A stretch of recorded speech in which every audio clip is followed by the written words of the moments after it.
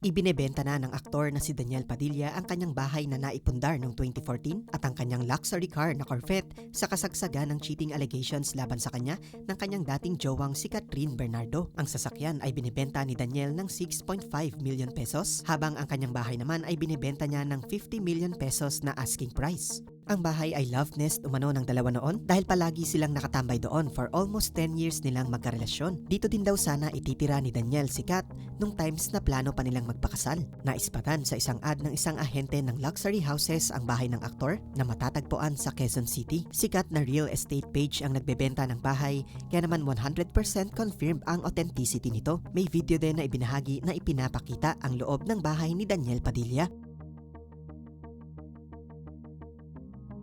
At dahil nga sa pagbebenta ng bahay at luxury car na ito ni DJ, ay marami ang nagsasabing naghihirap na siya o di kaya na may nararamdaman niyang pwede siyang mabankrupt dahil sa isyong kinakaharap niya. Isa pang teorya ng mga netizens, binibenta na ni DJ ang lupa at kotse niya dahil syempre puro memories nila ni Catherine Bernardo ang bawat sulok ng bahay at kotse na yon. Ito lamang di umano ang mga posibleng dahilan kung bakit nililiquidate na ni Daniel Padilla ang mga assets niya sa Pinas. Pero buwelta naman ng mga loyal fans ng aktor, hindi porket binibenta na ang bahay at kotse naghihirap na agad. Even though siguradong bababa ang financial gains ni DJ matapos mahiwalay kay Catherine Bernardo, tandaan nating isa pa rin siya sa pinaka-successful at mayamang aktor sa bansa. KFC branches pa lang niya ay almost 100 million pesos na ang halaga. Posible umanong almost 1 billion pesos na ang net worth ng aktor. Samantala, may issue naman ang binibentang red Corvette ni Daniel Padilla dahil allegedly hindi lang daw siya ang may-ari nito kundi pati ang ex niyang si Catherine Bernardo. Ayon sa isang netizen,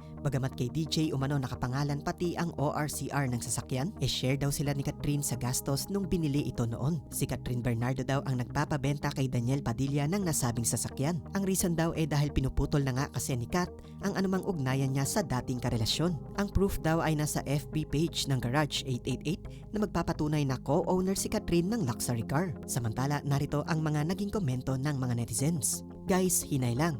Just because the guy is selling his house and luxury car does not automatically mean he is bankrupt. The financial repercussions of the Katniel love team will probably not be felt until the middle of this year. Hindi instant ang ganitong bagay. He probably still have a hefty sum in his bank he can invest in a business unless ubos biyaya siya. Sure, the guy deserved the karma pero hindi pa ito yon. If he's living in a condo, he's financially well off. Mahal tumira sa condo. True. I remember an interview kung saan sinabi ni Carla Estrada na hanggang apo ni Daniel ang kayang sustentuhan sa ipon niya. Plus billions lagi ang revenue ng Katniel Movies LOL, for sure madaming natago yan. Sabi naman ng ibang DP fans sa X, bumili raw bagong bahay si Ma'am Shi Carla. I don't know how true pero di naman to bago sa celebrities at hindi porket nagbenta ibig sabihin wala ng pera lol. May mga investments din naman pala sila like KFC branch, limited edition cars, etc. So di naman yan totally mauubusan ng pera like what KB fans keep on insinuating. Asim pa rin ni DP Do.